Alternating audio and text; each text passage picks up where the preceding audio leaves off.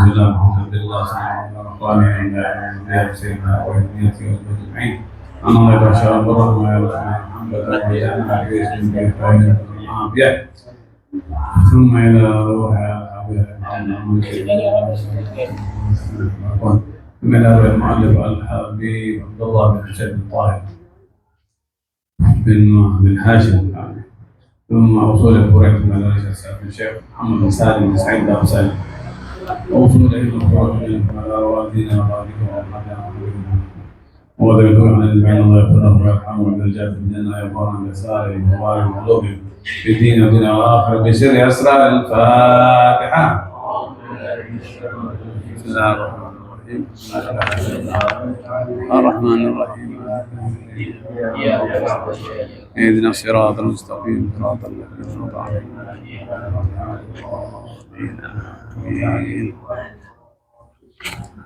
Nah,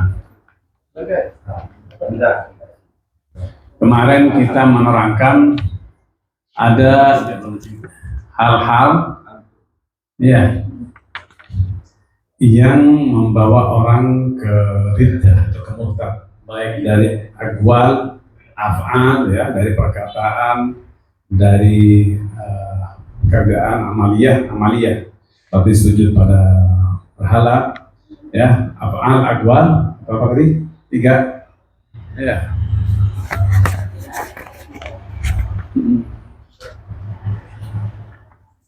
Ada 3 macam ya, termasuk diantaranya dari perkataan-perkataan atau amaliyah ya. Amal-amalan yang bisa menyebabkan kekufuran, seperti ada suka bercanda ya Yahudi gitu kan. Nah, itu. Kalau dia mengatakan Yahudi ya akhirnya dalam artinya itu kayak akidah orang kafir, itu jadi murtad, kecuali kalau yang dimaksud itu dia akhlaknya yang maksud akhlaknya. Tapi intinya hal-hal semacam ini kalau bisa dijauhkan ya, kalau bisa dijauhkan, karena takutnya akhirnya kita nggak nyangka ternyata tersandung pada riddah, kemurtadan. Nah sekarang faslun fi ahkamil murtad. Kalau kemarin apa hal-hal yang menyebabkan orang itu jadi murtad, baik dari perkataannya atau dari amaliyahnya. Sekarang hukumnya murtad itu bagaimana?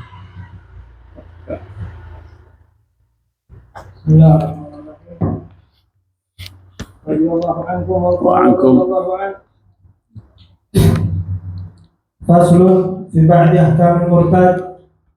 Yajibu 'ala man waqa'at minhu riddatun al-'audu fawran ila al-islam بالنطق بشهادتين والإقلاع عما وقعت به ردة، ويجب عليه الندم على ما صدر منه والعزم على أن لا يعود لمثله وبقاء ما فاتاه من واجبات الشرع في تلك المدة.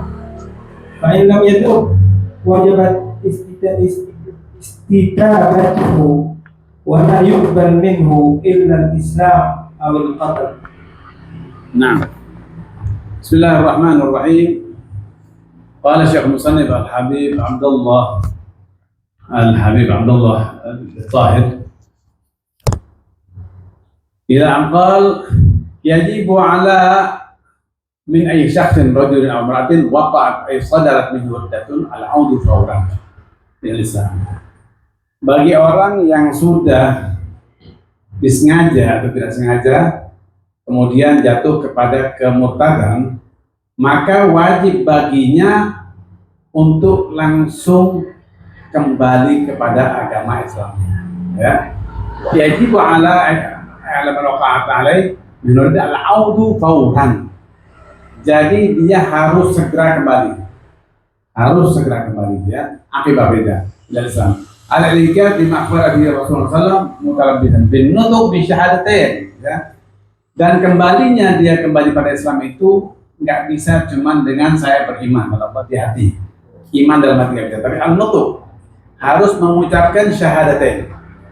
Maka dikatakan tikrar ya, berkali-kali mengucapkan syahadatain itu. Kalau cuma dalam hati tidak termasuk nggak masuk, dia termasuk kembali pada Islamnya, tapi harus an-nutq. An-nutq itu dengan ucapan yang terdengar kalimat syahadatain ya. Allah kalau musannif annahu la budda min tikrar syahadah. Ya, nah seperti dikatakan, dibilang labudda tikrarus syahadah, dia harus mengulang-ulang syahadatain itu, dua syahadat ya. Wajib ala man yasbuk hukum islami pada taklifi an-nutq bi syahadatain marratan fil umur. Orang yang belum masuk Islam, yang baru akan masuk Islam, itu cukup sekali baca syahadatain, sekali. Karena dia memang aslinya bukan Islam. Tapi kalau orang sudah muslim, sudah suci, dikotori dengan murtad, itu lebih jelek, lebih hina, lebih dalam kekufurannya daripada orang yang kafir asli. Itu murtad. Karena dia sudah Allah kasih kemuliaan yang tinggi. Allah jadikan dia umatnya Nabi Muhammad ummatul ijabah. Ya, ummatul ijabah. Ya. Tapi kalau yang belum berarti masih ummatul dakwah. Beda. Emang sudah aslinya memang dia kotor, kemudian Allah sucikan. Jadi cukup 2 kali syahadat. Tapi kalau yang dari muslim udah suci, udah mulia, kemudian kotor, ini yang parah. Naudzubillah dzalik, makanya dibilang labud min tikrar syahadah. Diulang-ulang tuh baca syahadatnya, asyhadu an la ilaha illallah, asyhadu anna muhammadar rasulullah. Ya. Yata'aqqadu wujudul Islam minhu. Wa qiyasu wujudul isyarah bima maratan fi haqqil akhras. Apa? Wal igla an-naz'u wal kafu amma baqa bi riddah alaihi fil hal. Ya, dan dia betul-betul menghilangkan itu riddahnya tadi, ya, kemurtadannya, dan betul-betul dia berhenti total dari apa hal-hal yang mengakibatkan dia murtad tadi, betul-betul menjauh dari hal-hal tersebut. Itu baik dia murtadnya dari perkataannya atau dari amaliyahnya, betul-betul dia lepas dan jauh dari perbuatan itu lagi, ya, jangan sampai masuk lagi. Tapi kalau udah muslim murtad, na'udzubillah ini mendalik, ya, karena kalau orang kebiasaan mulutnya sembarangan, nganggap itu main-main, nganggap segala macam, masuk juga saya katakan kayaknya ikut nyembah-nyembah di kelenteng, ya kan, toleransi macam-macam, nah akhirnya jadi murtad. Jadi betul-betul begitu dia dikasih tahu semua orang bahwa kamu itu murtad, cepat berhenti dan jangan mengulang lagi. Nah, taubat wajib alaihi nadam al-huzn wal kaf. Dan diwajibkan juga setelah dia kembali baca syahadah dan tikrarus syahadah berkali-kali baca syahadah, dia harus merasa menyesal.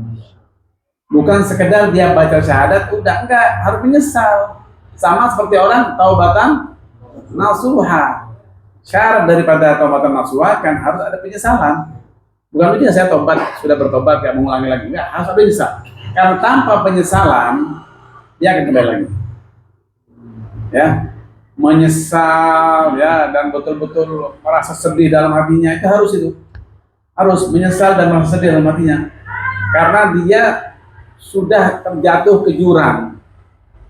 Orang terjatuh ke jurang kan nyesel kenapa saya kok lewat sana dan dia berusaha untuk jangan sampai lewat di daerah jurang lagi. Begitu juga sama orang yang taubatan nasuha dari maksiatnya dan orang yang murtad kembali pada Islam, ya dia sudah lebih daripada yang masuk ke jurang tadi. Kalau orang masuk ke jurang aja nyesel lewat sana, gimana lagi orang yang murtad lebih daripada masuk ke jurang. Harus ada penyesalan dari hati, betul-betul sedih dan nyesel kenapa saya jadi begitu. Ya, kayak orang dunia saja, ya, orang punya dunia saja, dunianya miliaran, dia nyoba-nyoba main saham. Gak biasa main saham, uangnya 100 miliar, ada orang bilang kamu masuk saham, bisa langsung berlipat ganda dari 100 miliar, masuk cepat, masuk di saham, hitungan detik, dia KO, kalah, nyesel nggak? Mau main lagi nggak?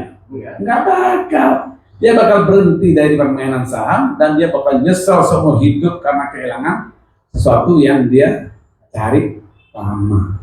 Begitu juga orang murtad dari dulunya muslim, dia sudah banyak nih harta amalnya, ibadahnya. Harta amal ibadahnya udah banyak sekian tahun, 90 tahun, kemudian terjerumus ke murtad. Ya, kalau dia cepat kembali pada Islam sampai mati dalam keadaan hilang semuanya itu. Ya, hilang semuanya. Makanya harus dia segera kembali ke Islam dan ada penyesalan, ya. Kembali penyesalan. Wajib alaihi nadam ala ma sadara minhu, ya, wal azm at-tasmim bil ala alla ya'ud li mithlihi al-madhkur min fi ma baqiya min umri. Dan betul-betul dia azam ada niat, ada azam.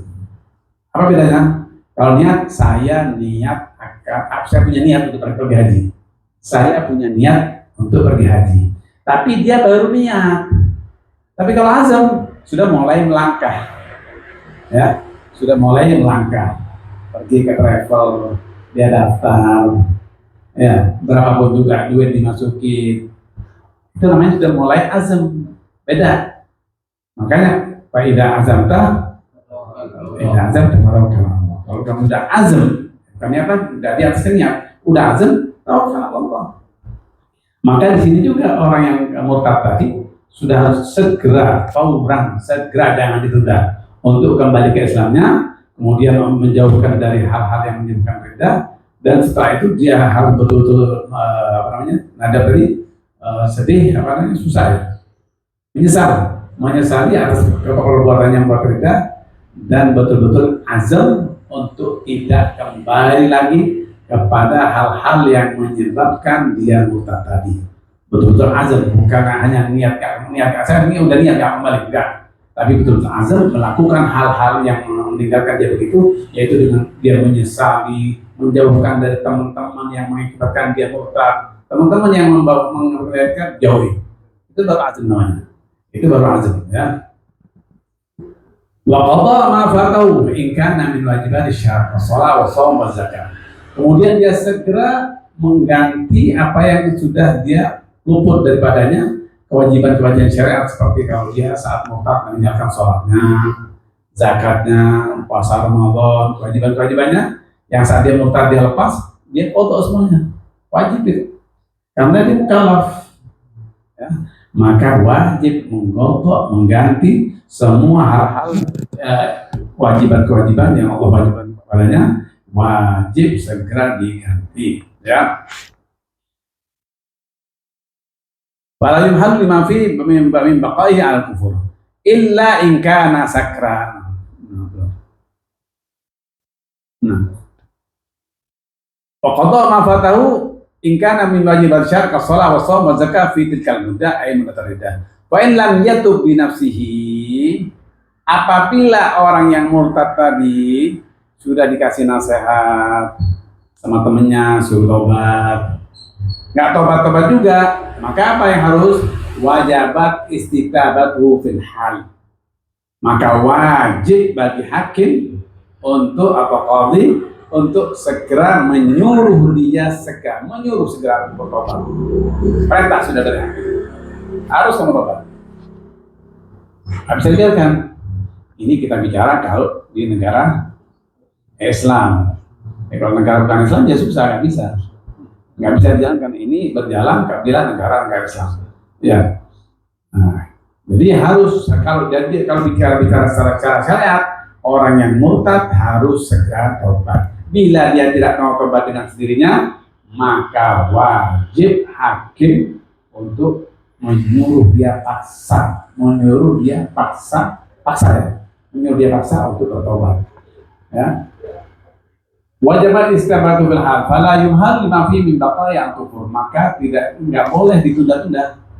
Kalau dia masih enggak mau dengan taubat sendiri, maka hakim segera, dan tidak boleh ditunda-tunda, tapi harus segera saat itu juga untuk dia kembali kepada Islamnya. Illa in kana sakran, kecuali saat itu dia lagi mabuk. Mabuk nih, udah mau orang lagi murtad, tapi dia lagi mabuk. Kalau mabuk gimana, mau dipaksa dia sendiri? Dirinya tidak tahu. Nah, dirinya sendiri nggak tahu, ya. Jadi lagi sakran, ya sudah, tunggu dulu sampai dia sadar. Wa yusannu ta'khir ila shaum atau kan majnunan, maka disunahkan ditunda sampai orang yang mabuk tadi atau juga orang gila sampai sadar. Begitu yang mabuk tadi atau orang gila sadar, maka harus segera bertobat atau ditaubatkan oleh hakim, ya. Bayumhal wa hatta yafiqa ihtiyatan wa hadha biqal tarik shalah kaslan wa inna istidabatu sunnatan lianna jarimatal murtad taqdir khuludin nar idza mata 'ala al-jaddi. Beda dengan orang murtad, beda dengan orang muslim yang dia meninggalkan sholat, ya. Orang meninggalkan sholat harus tobat dengan sendirinya, ya. Inna istatabahu sunnah, tapi kalau hakim yang menyuruh dia tobat itu sunnah. Kalau orang, kan dia yang salah diri kalau dia. Orang tetap dia muslim, nggak murtad, cuman dia meninggalkan sholatnya. Maka ya dia wajib tobat pada Allah. Tapi untuk istitabah, hakim menyuruh paksa dia tobat, itu enggak. Tapi adanya sunnah. Kalau dia wajib, istitabahnya dari hakim wajib. Tapi kalau orang tarikus sholat, orang meninggalkan sholat, maka hakim disunnahkan untuk disunahkan dia tobat. Kenapa? Karena kalau murtad sampai dia mati dalam kondisi murtad, maka dia al-khulud finnar. Dia akan kekal abadi di neraka. Orang murtad sama orang kafir, dia akan kekal abadi di neraka. Makanya kasihan. Kenapa dipaksa untuk dia kembali Islam? Kasihan, dia sebelumnya sudah ibadah, kemudian murtad. Ayo, kembalikan lagi dia. Biar jangan sampai mati dalam kondisi murtad. Makanya dipaksa harus kembali pada Islam. Islam kasihan, syariat kasihan. Tapi kalau orang yang memang muslim, nggak murtad, kemudian meninggalkan sholat, itu kenapa enggak? Karena kalau orang muslim, nggak ada khulud finnar, nggak kekal. Walaupun nyemplung dulu ya.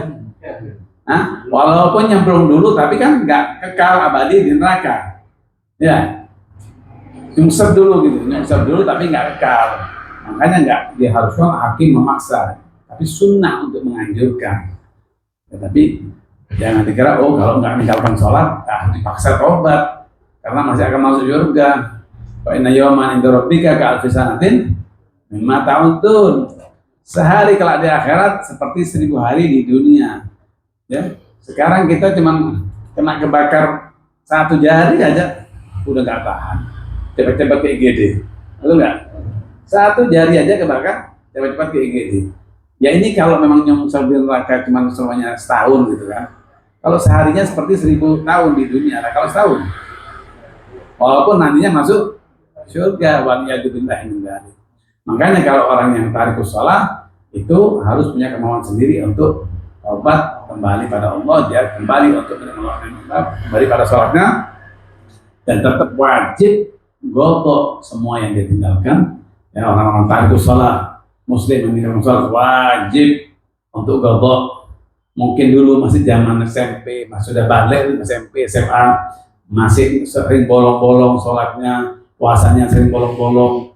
Segera sebelum Allah cabut nyawa, godok itu sholatnya, godok itu puasanya, ya, digodok itu ya. Cuman perbedaannya karena kalau orang kafir harus segera ditobatkan karena takut selamanya di neraka, kasihan.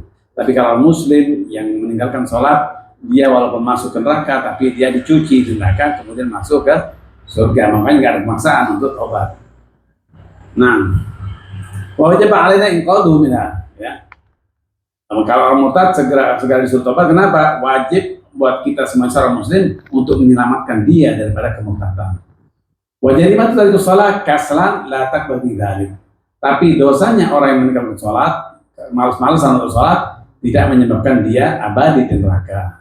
Li'annahu tahta masyiatillah ta'ala insya'a ataba wa insya'a ghafarlah. Karena orang yang bermaksiat pada Allah, ya, itu nanti terserah kehendak Allah. Walaupun dia bermaksiat pada Allah, kalau Allah mau ngampuni, ya dia nggak sakit masuk neraka. Kalau Allah mau dia memasukkan neraka dulu, dimasukin. Itu terserah Allah nanti ya. Ada orang maksiat langsung masuk surga, ya ada kalau Allah mau ngampuni. Karena Allah punya rahmat, punya kebebasan. Kalau Allah masukkan orang kafir ke surga, bebas juga. Allah punya. Jadi kalau orang yang maksiat itu terserah Allah. Insya'a adzabahu wa insya'a ghafara. Ya, apabila Allah berkehendak diampuni, Allah diampuni, enggak masuk neraka. Kalau Allah mau menyiksa, ya disiksa, dikubur pun bisa juga disiksa kalau Allah mau. Wala yudalu minhu ayat murtad ila Islam al-kafir. Dan orang yang murtad itu, ya, nggak ada dia jalan keluar. Tidak ada jalan keluar kecuali dia harus kembali pada Islam. Ya, kembali pada Islam, nggak ada jalan keluar, harus kembali, harus diselamatkan. Jangan sampai dia terjerumus ke neraka, kasihan amal-amalnya itu ya. Nah, baik, lebih wajib. Baik. Fayabtulu. ويبطل بها صومه Tayammumu.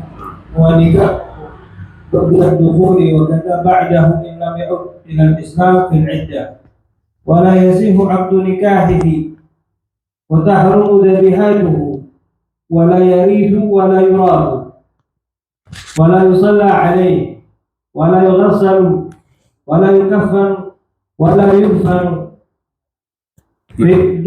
ولا يدفن Khalaas. Nah, wa yabtulu birriddati shaumuhu wa tayammumuhu. Dan orang yang murtad itu suaminya dia lagi puasa nih, lagi puasa, puasanya batal.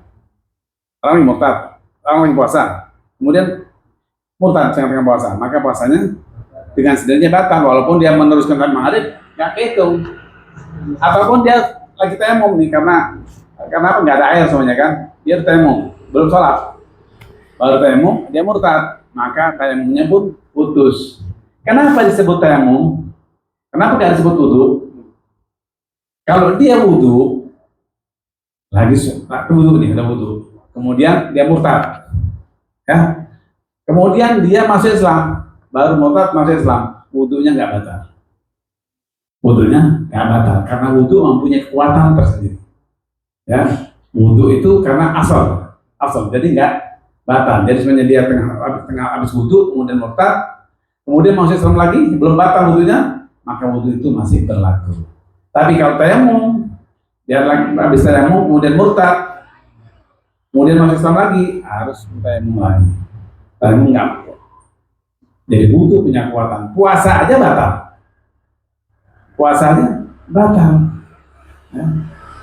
Tapi kalau wudhu tidak batal, boleh dilanjutkan ya. Wasail amali ini tasalah bil maut, dan juga akan membatalkan semua amal ibadahnya bila dia saat murtad itu kemudian meninggal dunia. Ya. Dia saat murtad kemudian meninggal dunia, selesai itu. Sudah puluhan tahun ibadah, tahajud, puasa, Ramadan, zakat, semuanya, kemudian murtad, habis baru murtad dasar 1 detik meninggal, hilang semuanya, hilang semuanya. Naudzubillah min dzalik. Saya kemarin baca nih, ada di media biasa ya, orang Amerika, ya Allah kalau mau kehendak ya, orang Amerika itu ya orang kafir, Nasrani, dari mulai lahir Nasrani.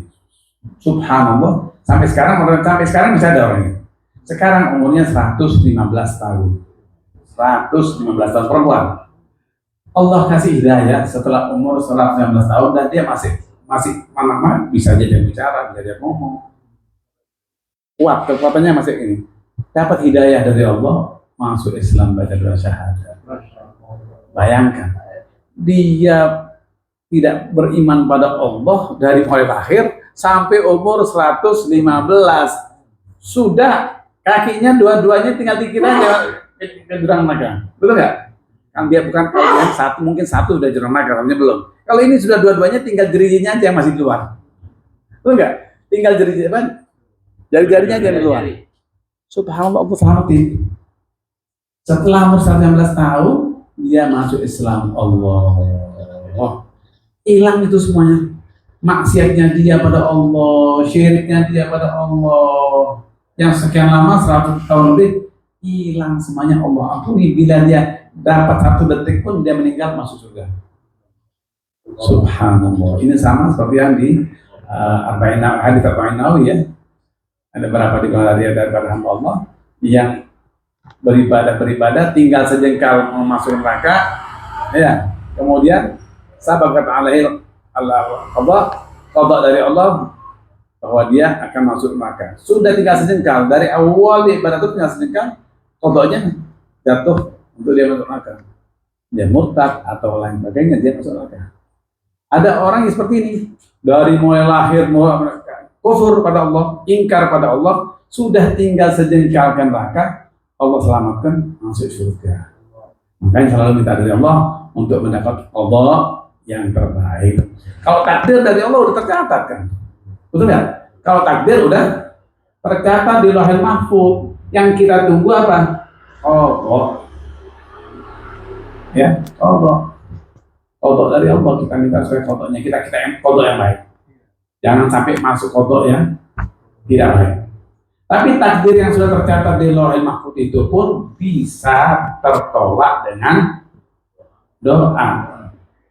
Ya, jadi kita berharap dengan doa kita takdir-takdir yang jelek jadi baik, dan kodok yang jatuh pada kita kodok juga yang baik. Makanya salafus saleh dan juga Rasulullah selalu mengajarkan kita untuk minta kodok dari Allah yang baik. Makanya Rasulullah juga setiap tidak ada bulan selain bulan Ramadan yang Rasulullah terus berpuasa seperti bulan Syaban. Kenapa? Karena di sana penentuan takdir Allah. Penentuan takdir Allah itu di bulan Syaban. Maka kata Rasulullah, saya kepingin di bulan Syaban ketika takdir Allah tercatat, saya dalam kondisi beribadah kepada Allah dan kondisi berpuasa kepada Allah. Itu Rasulullah yang memang sudah maksum, nggak ada dosanya. Kita mikir ntar lagi mau Ramadan sebulan penuh puasa, mau bulan Syaban mau puasa penuh juga, waduh kacau kan? Masih mikir kita. Tapi Rasulullah, masya Allah, udah puasa tiap bulannya, Senin Kemis, puasa juga Ayyamul Bid, puasa yang lain. Tapi bulan Syaban juga memperbanyak puasa yang tidak pernah bulan-bulan sebelumnya sebanyak bulan Syaban. Karena kepingin saat pencatat takdir dalam kondisi berpuasa. Ini Rasulullah. Itu sebenarnya Rasulullah memberi contoh pada kita. Cuma kita yang diberi contoh tidak mencontoh. Ya, tapi nggak saya nggak bilang antum ya, mungkin aneh itu. Kalau saya tahu yang di sini pada puasa Syaban semuanya putus. Ya, nah, jadi tadi kalau dia puasanya akan batal, kalau dia batal ataupun tayamumnya akan batal, kecuali kalau wudhu tidak batal bila dia kembali kepada Islam, ya. Dan bila meninggal saat murtad, maka semua amalnya hilang, gak ada artinya. Ya, wa illa bian aslama qabla mautih. Nah, kecuali kalau dia sebelum meninggal kemudian dia kembali masuk Islam, fa hiya mubtilatun li thawabi amalihi faqat. Maka yang dibatalkan adalah pahala dari amalnya saja, amal-amalnya hilang amalnya, tapi pekerjaannya enggak hilang. Bagaimana itu? Ya dia kan sebelum sholat nih. Kalau sholatnya hilang, berarti dia wajib qadha kan? Nah, enggak wajib qadha. Jadi amal-amal yang lalu itu pahalanya yang hilang, amalannya tidak hilang. Makanya dia begitu dia sudah murtad sekian lama, kemudian masuk Islam, amalan yang lama-lama itu tidak perlu digodok. Yang saat dia masuk Islam, saat dia Islam, amalnya nggak perlu digodok karena amalnya tidak hilang, pahalanya yang hilang. Nah, tapi saat dia murtad, yang dia tinggalkan, nah itu yang wajib digodok. Paham ya? Nah ya. Bahaya mubtilatun li thawabi amali faqat, hanya pahala amalnya yang hilang. Tapi fayaudu lahul amal mujarradan 'an thawab. Maka kembali amalnya dia itu tetap ada tapi kosong daripada pahala. Jadi sampai juga kan orang kan kepingin pahala banyak untuk memperberat timbangan di kebaikan di akhirat. Nah ini timbangannya yang diamalkan 30 tahun, timbangannya kosong. Tapi nggak hilang pekerjaannya, amalnya, amal ibadatnya nggak hilang, cuma pahalanya kan. Timbangannya berarti baru lagi. Ya. Walidari kalau ini paling kodok, maka dari itu orang yang kembali dari murtad ke Islam tidak diwajibkan mengkodok semua yang sudah diamalkan sebelumnya, tidak perlu. Hanya yang dikodok adalah selama dia murtad. Wala yutalab bihi bil akhirah. Begitu juga nanti di akhirat dia nggak dimintai untuk kenapa dulu kan, kenapa nggak dikodok soal sebelumnya.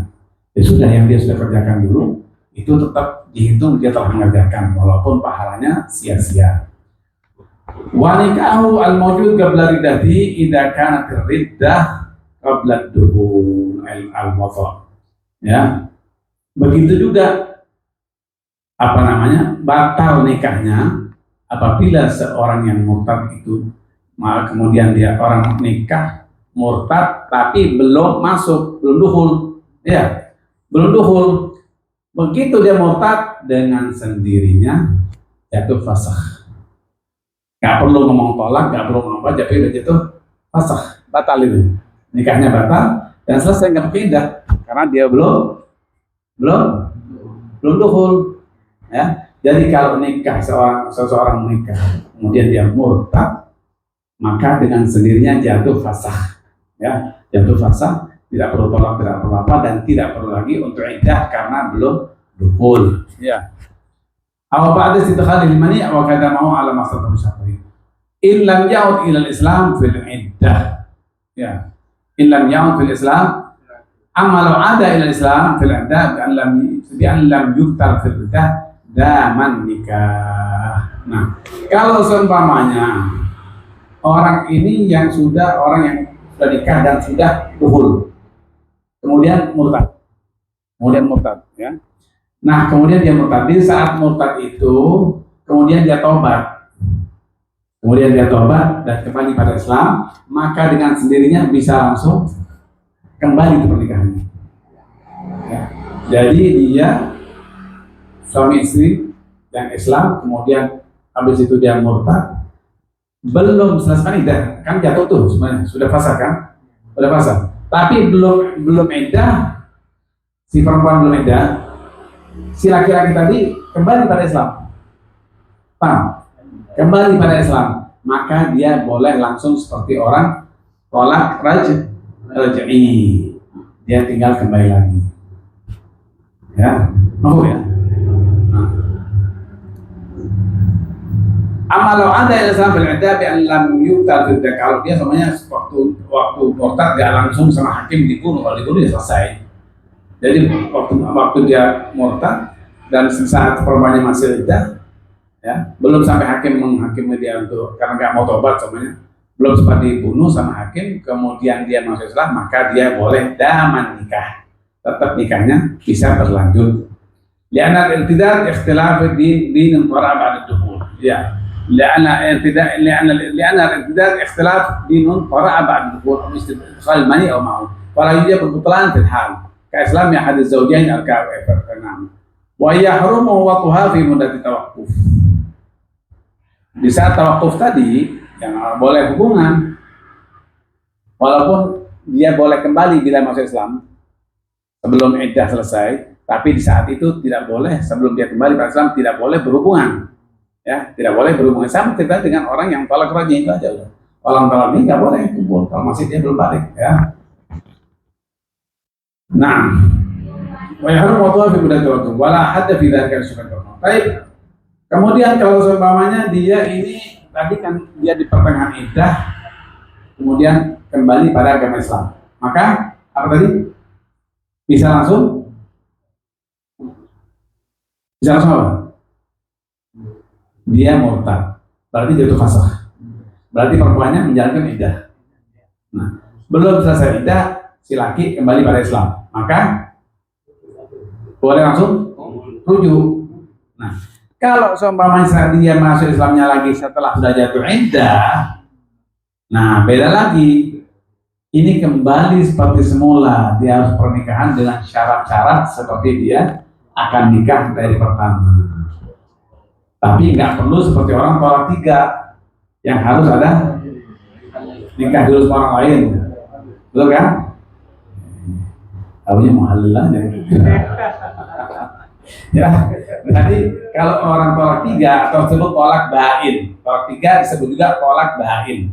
Nah kalau tolak bain itu kan beda, nggak boleh balik lagi sama mantan suaminya, kecuali sampai perempuan tadi nikah sama orang lain dan sampai kumpul, betul kan? Setelah itu nunggu iddah lagi, kalau ditolak nunggu iddah lagi, baru boleh nikah lagi dengan persyaratan seperti orang baru nikah. Tapi kalau dari murtad itu beda lagi dengan tolak tiga.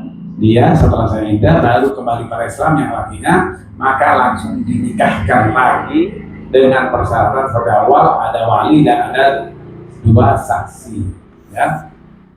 Itu paham ya? Nah. Wala yasihu aqdun nikah ay tazawwuj bi ahad atau tazawwuj ahadihi wa idhafatu nikah ila dhamin min dhafil masdar al-fa'il. Wa dzalika annahu ghairu muqaddam. Dan begitu juga wala yasihu aqdun nikahi wa tahrumu dhabihatuhu. Dan orang yang murtad ya tidak boleh kawin dengan orang muslimah. orang kita dia orang murtad tidak boleh kawin dengan muslimah atau kitabiyah. Kenapa? Sama dengan orang kafir. Orang kafir boleh nggak kawin sama muslimah? Nggak boleh. Nggak boleh juga orang kafir kawin dengan kitabiyah. Paham kitabiyah ya? Orang kitabiyah ahli kitab. Orang muslim boleh nggak kawin dengan kitabiyah? Boleh. Jadi kita boleh nggak kawin sama Nasrani yang ada di sini? Karena Nasrani ahli kitab. Kenapa nggak boleh? Nah, betul. Yang disebut kitabiyah ahli kitab itu, kita harus tahu bahwa yang disebut kitabiyah itu kan sekarang banyak tuh orang-orang pergi ke Holland, nikah di Holland. Nah, dia nggak mempelajari, belum tentu mempelajari bahwa si perempuan ini memang dari kakek nenek moyangnya memang kitabiyah sebelum Rasulullah dibangkitkan dari Nabi. Yang kitabiyah itu bila turun temurun dari kakek nenek moyangnya memang kitabiyah sebelum Rasulullah diutus. Tapi kalau kakek nenek moyangnya jadi kitabiyah setelah Rasulullah diutus, maka itu bukan kitabiyah sudah. Udah nggak boleh nikah. Nggak boleh nikah. Ya. Nah ini kadang-kadang orang nggak jeli dalam hal ini ya. Jadi yang disebut kitabiyah bila kakek-kakeknya dia kitabiyah sebelum Rasulullah diutus. Jadi harus kita teliti dulu. Ngelihat, sanggup melihat begitu. Melihat bener nggak nanti kakek-kakek ente memang kitabiyah sebelum Rasulullah diutus. Bisa nggak? Sulit. Makanya jangan sok berani-berani nikah sama Nasraninya atau Yahudiyah karena disebut Alkitab. Karena kita nggak bisa membuktikan. Zaman sekarang susah untuk membuktikan bahwa mereka kakeknya dahulu memang kitabiyah sebelum Rasulullah diutus. Nggak bisa membuktikan zaman sekarang. Kecuali mungkin kalau pergi ke Israel sana. Alhamdulillah mendadak ya. Alhamdulillah. Jadi ya sudahlah kalau mereka ingin memang mulia, seorang muslim nikah dengan muslimah itu aja nggak ada jangan lagi. Tapi aman, ya. Nah, jadi kalau orang murtad tidak boleh nikah dengan muslimah.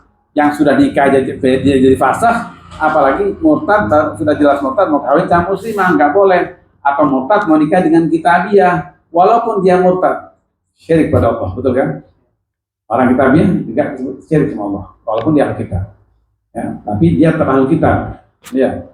Tapi tetap terhormat ahli kitab ini karena dia masih percaya dengan kitab yang Allah turunkan. Makanya disebut kitabiyah. Ya, disebut kitabiyah. Jadi tetap yang kitabiyah itu Nasrani yang asal usul Nasrani, Yahudi yang asal Yahudi itu masih lebih mulia daripada orang yang murtad ya, atau kufur yang bukan kitabiyah. Dan nggak boleh juga kita makan makanan dari hewan yang disembelih sama orang murtad. Orang yang murtad, dia orang murtad, dulunya muslim, baca Qurannya fasih, baca semuanya fasih, Bismillahirrahmanirrahim waktu menyembelih. Betul nggak? Karena fasih kan? Fasih dia bisa baca Quran. Jadi motongnya fasih Bismillahirrahmanirrahim. Tapi dia murtad. Tetap tidak halal yang dipotong dia. Maka diharamkan untuk kita makan makanan yang dipotong oleh orang yang murtad. Makanya kita kalau beli makanan itu betul-betul harus teliti. Jangan asal potongan-potongan kita nggak asal beli di mana di yang frozen di mall-mall atau di mana kita nggak tahu siapa yang motong. Ya harus hati-hati apalagi ayam sekarang tuh masya Allah dipotongnya asal pakai mesin red nggak tahu dibaca apa. Ya karena akan menjadi darah daging kita. Menjadi darah daging kita. Ya. Dibilang kullu ma nabata minal haram fannaru aula bih. Segala sesuatu yang tumbuhnya di badan kita ini ada dari barang haram, maka neraka yang lebih padanya. Maka makanan juga harus cari yang betul-betul halal. Makanya katanya siapa? Ayah Rasulullah, ya, amal haramu fal mamatu dunahu wal hillu la hilla fa astabinahu. Ya, kalau yang haram udah jelas kan, ya. Kalau yang haram katanya Sayyidina Abdullah ayah Rasulullah. Kalau yang haram udah jelas, dia bilang amal haram fal mamatu, saya lebih baik mati daripada makan yang haram atau mengamalkan sesuatu yang haram. Wal hillu la hilla fastabinahu, dan yang halal pun nggak mentang-mentang halal saya langsung makan atau saya langsung ambil, tidak. Saya harus teliti benar nggak halalnya. Kalau yang motong muslim nggak, baca bismillah nggak, itu maksudnya. Wal hillu la hilla fastabinahu, ya. Saya beberapa waktu juga ngomong kalau masuk ke restoran, ya nggak ada sih kan di sini syaratnya yang disebut halal, restoran ada tulisannya halal. Jadi kalau nggak ada tulisan halal dan kita nggak kenal orangnya yang benar-benar muslim yang punya, jangan asal masuk. Karena kalau masuk dikata ke sana kita nanya, ini halal nggak? Oh halal pak. Ini semua pegawainya hak muslim kok. Muslimah pegawainya pakai jilbab lagi. Terus mana nggak ada dari MUI? Dia mengatakan dalam proses pak. Dan itu mau nanya sampai tahun depan tetap dalam proses. Jadi kalau nggak jelas, kita nggak kenal sama yang punya dan tidak ada tuh label halalnya, lebih baik kita cari yang lain yang jelas halalnya. Jangan karena ngikutin selera.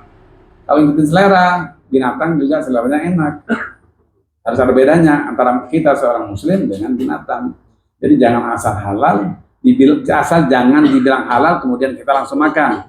Harus hati-hati karena kita lihat banyak kadang-kadang tempat-tempat yang kita tahu itu belum ada halal dari majelis ulama atau dari tokoh agama, yang kita lihat makan berjilbab semua, ya, orang-orang berjilbab. Apalagi sekarang kita memboikot Israel, ini bukan karena dia yang di Gaza muslim atau bukan muslim, secara kemanusiaan aja udah gak pantas. Orang kafir aja memboikot.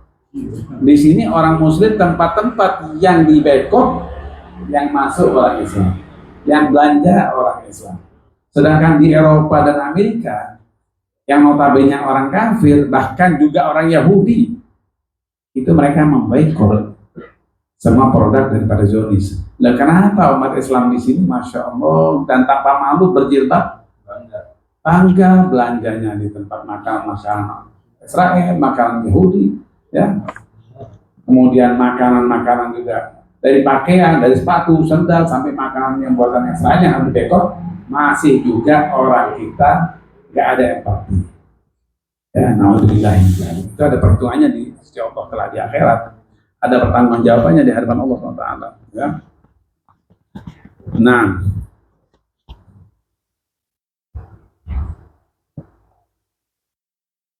baik. Ya tadi paham ya masalah nikah, masalah segala macam udah paham ya. Wala yarithu min murtadin wala min muslimin wala min kafirin asli. Li'annahu laysa bainahu wa baina ahadin munasarah fid din. Wala yurath ay la yarithu ahadun lidzalik. Jadi orang yang murtad atau orang kafir ya, tidak bisa mendapat warisan dari kita. Atau kita pun mendapat warisan dari orang kafir karena nggak ada hubungannya sudah. Karena hubungan akidah itu lebih kuat daripada hubungan nasab. Hubungan akidah lebih kuat daripada hubungan nasab. Coba bayangkan, hubungan nasab itu darah. Betul kan? Tapi hubungan akidah antara kita dengan Allah. Jadi hubungan akidah lebih kuat daripada hubungan nasab. Ya? Jadi tidak ada saling mewariskan muslim dengan kafir atau kafir dengan muslim, tidak saling mewariskan. Ya, wala yusalla alaih, ay la tajuzu salata alaih. Ditahrimiha al-kafir, tahrimiha al-kafir bisair anwa'i. Dan tidak boleh juga kita menyolati orang murtad, apalagi yang sudah jelas kafir ya. Orang murtad pun meninggal dunia nggak boleh disolatin. Ya, kalau diharamkan, memang sholat aja buat mereka udah haram, nggak boleh mereka sudah haram. Terus bagaimana kita akan mensolati orang yang meninggal dari orang kafir atau orang murtad? Karena Allah SWT berfirman, wala tusalli ala ahadim minhum mata abada. Bahkan terusannya wala takum ala qabri.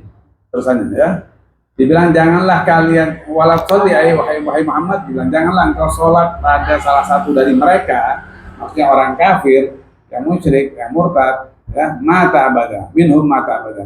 Siapapun dari mereka, orang yang musyrik, baik itu kafir asli ataupun murtad, jangan kau sholati mereka. Dan sholli alaihim mata abada. Selamanya jangan pernah kau sholati. Namanya orang kafir, orang murtad, jangan disolati. Terus ayatnya, wala takum ala qabri, dan jangan juga kamu berdiri di kuburannya, baca doa. Ya, karena ini bapak saya, ini ibu saya, tapi kan dia murtad, dia kafir. Mana nyambung doanya doa kita? Inna kalam tahdi man ahbabta walakin Allah yahdi man yasha. Ya, kata Rasulullah pada Muhammad, inna kalau engkau tidak bisa beri hidayah siapa yang kau kehendaki, tapi Allah lah yang bisa beri hidayah. Ya, jelas jadi. Jangan lagi disolatin, jangan juga sampai berdiri di atas kuburannya untuk kita baca doa, baca Fatihah, baca Yasin kadang-kadang. Karena anaknya Muslim, kasihan orang tuanya meninggal dunia dalam kondisi murtad dan kondisi kafir, dia duduk di sana, baca doa, baca segala macam, nggak nyampe. Karena kalau mereka meninggal, dia udah bangkai jadinya. Tapi kalau orang meninggal Muslim, maka itu mulia, nggak ada yang nggak mulia. Semua orang Muslim meninggalnya tetap Allah muliakan. Ya. Aila ini bukan seluruh dikhuruji an ahliyatil wujub riddah, dan tidak wajib juga untuk dimandikan karena sudah dia keluar dari ahli Islam, yang mana dia ahliyatil wujub riddah, karena sudah nggak ada lagi, dia keluar dari agama Islam karena dia murtad atau kafir, tidak boleh sholatin walaupun dia baru di murtadnya sekian puluh tahun Muslim ibadah di masjid terus dia murtad baru 5 menit kemudian meninggal dunia, ya tetap aja nggak boleh sholatin. Alhamdulillah nggak boleh sholatin. Begitu dia murtad nggak boleh disolatin sudah, ya hukumnya udah beda. Alhamdulillah min dzalik. Lakinnahu yajuz wala yukaffan. La yajib takfirun dzalik. Tapi orang murtad katanya di sini. Tadi walau salli ala nabi Muhammad walau salla alaihi ala yajuzu salat alaihi li tahrimiha al kafir. Oh, ini yang tidak boleh disolatin langsung itu orang kafir. Ya, yang tidak boleh disolatin langsung orang kafir. Tidak boleh juga mendoakan orang kafir. Ayat walau salli ala nabi Muhammad walau yughsal, dan tidak dimandikan. Tapi orang murtad la yujayibu ghusluhu, ya, li khurujin ahliyatul wujub biriddah. Kalau orang murtad tetap aja nggak boleh dimandikan karena dia sudah keluar daripada kewajiban hal-hal yang diwajibkan orang Islam, dia sudah keluar karena dia murtad. Lakinnahu yajuz. Tapi kalau mau dimandikan ya boleh-boleh aja. Ya, kalau mandikan ya boleh-boleh aja. Ya kalau dimandikan orang kafir dimandikan boleh juga, orang kafir dimandikan. Memang waktu hidupnya mandi. Jadi kalau dimandikan, cuman mungkin nggak perlu disolawatin, dibacain, mandiin aja boleh, mandiin. Karena kalau mandi nggak ada hubungan dengan agama, ya kan? Kalau mandi nggak ada hubungan dengan akidah, makanya kalau mandi diperbolehkan. Tapi tidak diwajibkan seperti orang Islam. Orang Islam wajib dimandikan. Tapi kalau orang murtad, orang kafir mau dimandikan, mandikan saja. Tapi nggak ada kewajiban, ya. Wala yukaffan, ila yajibu takfinu lidzalik. Dan kalau orang murtad, orang kafir, nggak juga wajib dikafani. Mereka nggak dikafani. Ada yang dibakar, ada yang dipakai jas, masuk ke otak, kan? Nggak ada untuk dikafani. Jadi juga walaupun keluarganya dia keluarga Islam, anak-anaknya Muslim, kemudian bapaknya satu keluarganya kafir atau murtad, maka yang Muslim ini tidak diwajibkan untuk dia mengkafani dari keluarganya yang murtad atau yang kafir. Kadang-kadang orang-orang yang nangis, usian ini keluarga saya dimandikan, dikafani, ya nggak ada kewajiban itu, ya. Walaupun la yajibu takfinu, kata-kata la yajibu takfinu lidzalik berarti boleh. Karena nggak wajib dikafani, berarti apa? Ya boleh kalau mau dikafani. Nggak ada larangan, cuma tidak wajib. Kalau orang Islam wajib. Tapi selain Islam mau dimandikan boleh, mau dikafani boleh, disolatin nggak boleh, ya. Lakin yajuz wala yutfan ay la yajibu tafnu aslan kal harbi, dan juga tidak boleh kita memakamkan orang-orang yang kafir atau murtad, ya. Nggak boleh, kita tidak diwajibkan. Tapi boleh nggak? Boleh. Ya, karena disebut la yajib. Kata-kata la yajib tidak diwajibkan. Berarti apa? Boleh. Dimandikan, kemudian dikafani, kemudian dimakamkan, boleh. Tapi nggak menjadi kewajiban, ya. Wa yajuzu iqra'ul kilab ala jifatihima wa la yajuzu tafnu fi maqamil muslimin bi khuruji anhum bil riddah. Ya. Dan tidak diperbolehkan juga memakamkan orang kafir di pemakaman orang Islam, ya, karena dia sudah keluar dari golongan Islam, karena sudah murtad, ya, tidak boleh. Ya, sekarang, tapi di sini alhamdulillah di Indonesia sih ada pembagian ya, kafir, muslim, alhamdulillah dimanapun juga di Indonesia ini masih ada di balik ini oleh transisi ya. Jadi kuburan Islam, kuburan kafir ya. Karena orang muslim tidak boleh dimakamkan di kuburan orang kafir, begitu juga kafir tidak boleh dimakamkan di pemakaman orang Islam. Ya. Wa itu sudah benar di maqabir kufar. Kalau orang murtad, ya sudah masukin aja di pemakaman orang kafir. Ya. Wa malu ayat murtad ba'da mautih fai'un ay raji'un lil muslimin. Kemudian hartanya orang yang murtad, hartanya orang murtad nih, ada salah satu dari keluarga naudzubillah dari murtad, kemudian dia meninggal dunia, hartanya kemana? Kembali pada baitul mal, ya, kembali menjadi fai', ya, kayak apa? Kayak ghanimah gitu, kembali pada baitul mal, kembali pada orang muslimin, apa kepentingan orang Islam yang lain, ya. Raji'un lil muslimin wa inna ma summiyal mal ar-raji' ila al-kufar ila al-muslimin bil fai' li'anna Allah khalaqa ma fid dunya lil muslimin. Kenapa disebut hartanya orang yang murtad tadi disebut fai' atau disebut kayak ghanimah gitu? Karena Allah menciptakan dunia ini adalah buat orang yang beriman, yang muslim.